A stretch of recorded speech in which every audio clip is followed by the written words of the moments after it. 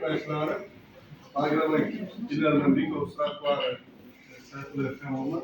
Agrobankimizde bol kredit liniyalar to'g'risida sizlarga to'liq ma'lumot berib o'taman. Sizlarda kredit olishda qanaqa muammolar bo'lsa, shularni yechish bo'yicha, sizlar takliflaringiz bo'lsa, takliflar bo'yicha eshitib o'tamiz. Bizda hozir bugungi kunda mahalla loyihasi degan kreditimiz bor. 50 million so'mgacha plastik kartaga tashlab beriladi.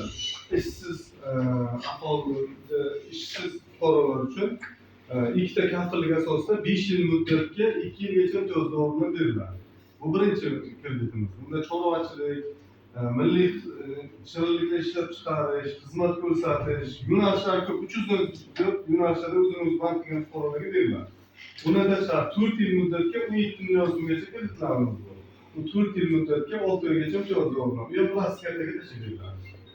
Keyin yuridik shaxs tashkil qilgan fuqarolarimizga yakka tadbirkor, oilaviy korxona, xususiy korxonalar bor fuqarolarimizga 312-qaror asosida 100 million so'mgacha zalogsiz 300 million so'mgacha kredit ajratamiz, 200 million so'mga zalog taqdim qilinadi.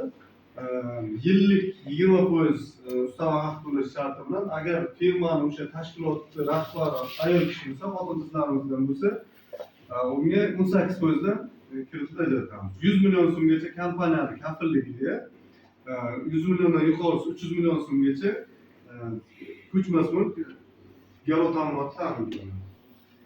Bunda ham xuddi shunday chorvachilik, xizmat ko'rsatish yo'nalishlarida, bunda ham 304 yo'nalishlarda kredit ajratamiz. Buni bitta talabi bor.